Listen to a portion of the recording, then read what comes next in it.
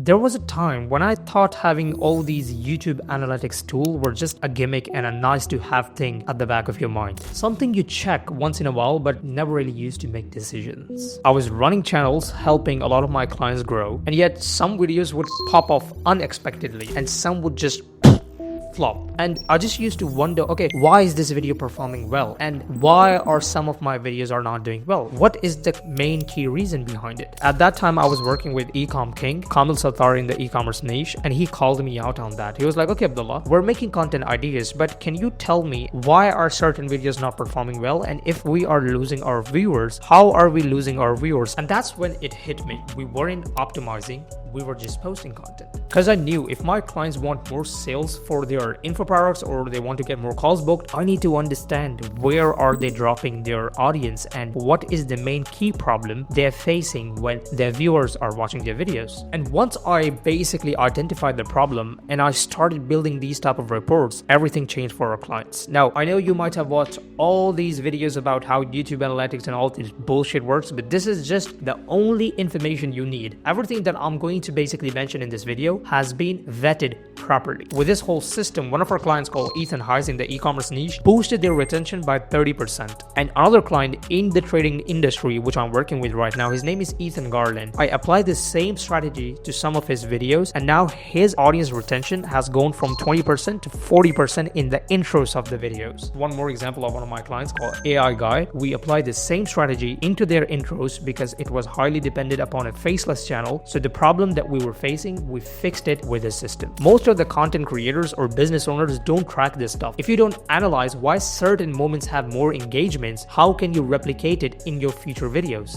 What I'm going to cover in this video, and I'm just going to share you one of the looms I shared with one of my clients, Ethan Hayes. How do you build and analyze a YouTube video? How to present that action into proper presentation so you can take action on the basis of data. No more second guessing. How to spot the exact moment where you lose your audience or gain your audience. That's what I call retention graphs. Just a simple loom. You can just start applying this today. Good luck. I hope this helps. So the process is very simple. What happens is every time we are going to upload videos for our clients, all the videos that we are uploading for our client that he's working with us, if we're working on the editing, if we're working on the intro, if we are working on anything, I mean, it doesn't matter if the client is posting the videos by himself, as long as we are handling the YouTube and we have the backends of the client's YouTube, we have to make these reports regardless. So this report is going to be for every single video, and the key points that you have to keep in mind is every time you build these reports for the clients, you have to make sure that they are taking action on those reports. So for example, if you consistently notice that, the recommendations that you are giving to the clients and he's not following them in the future videos, you have to call them out and say, guys, we are building these reports for you and you are not basically doing anything on that and you're not taking any action on that. You have to basically tell me that too. So that way we can make the process even better and give them a remark that yes, we are professionals. So how do we do that? First thing first is that this is one report that I built for the client. You have to keep this in mind. The art of white space. So I'm going to give you the link of this report. That way you guys can basically simply duplicate my style. You have to follow this process word by word and you have to be really strict with it. So first, it is going to be the client's name and their analytic report. You can have analytic report 1, right? And we're gonna have the video title name like this. You just have to copy the link and paste it here. So the video title is going to be like this. We have a report for the video like this. And then you need to make sure there is white space, right?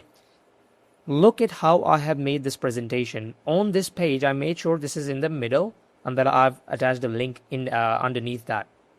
After that, I'm going to give this is the below screenshot. This is you just have to copy paste this. Key spikes you have to mention, total 3. Then you have to show the key spikes that are there. For example, for our client, I'm going to basically, there you go. So if this was the video, the key spikes are going to be not in the engagement tab, but the overview tab. We can see the key spikes over here.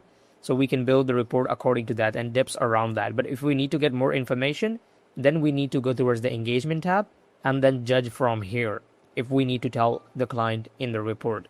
So Once that is done, you have to make sure that you're playing really closely with the white space. If you're mentioning something, make sure that the second thing that you're going to mention, the second topic you're going to mention, it should be on the second page. Just exactly follow the process that I have built and everything should be fine. This is how we're going to mention key spikes. We're going to name the spike, where the problem happened. We're going to make sure this is underlined, what happened here, takeaway, like what was the problem, why there was a spike, and what should be the takeaway. Again here, what was the what was the reason why we had more views, what should be the takeaway in future. What is the product reveal, what we did here, what is the takeaway in future. Then we have key dips, drop off moments, like what happened that audience lose retention here, right? Fix, always have a CTO or keep a reason for the audience to stay too long.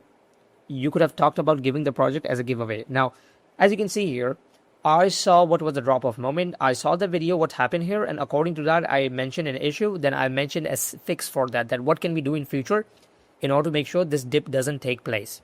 And intro performance, always judge the intro performance like this. Whenever you're gonna have an intro, you have to mention, okay, from this point we have 53% viewers, and you're gonna watch the intro. Then you're gonna see why we had good 53% of retention. It is good.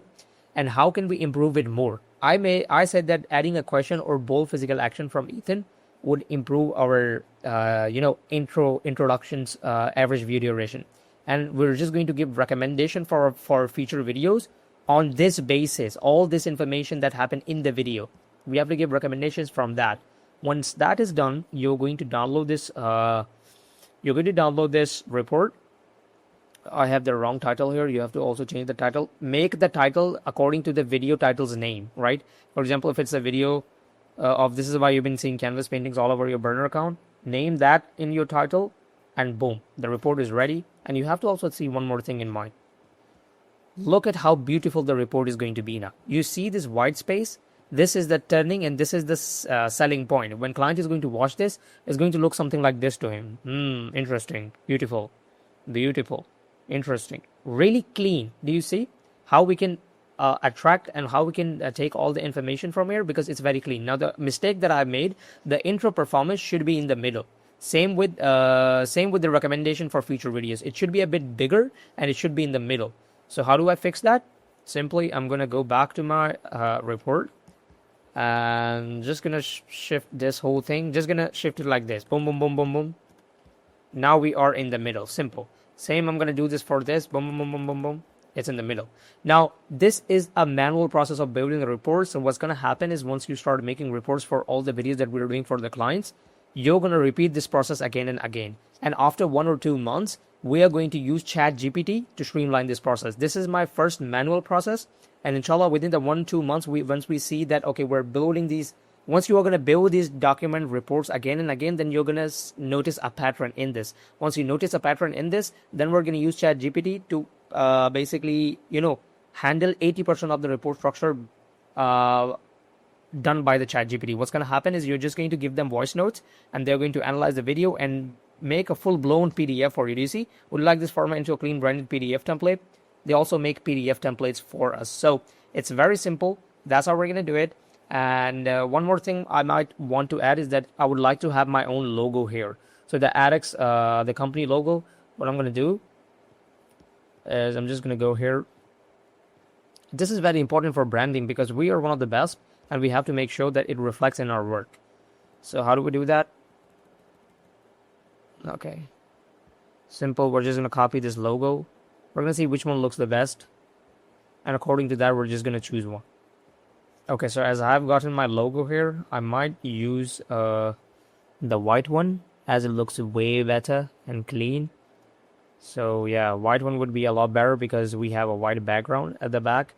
So boom, I'm going to make it this. You have to click on this thing in front of text or behind text because that way it is going to give you this type of look. Do you see that? This is the look that we need. And now it's going to look way more professional, bro. Way more professional and simple. Just finish it off with it. So that's how we're going to have this logo and that's how we're going to have the report. Let me know if you have any queries and that's it.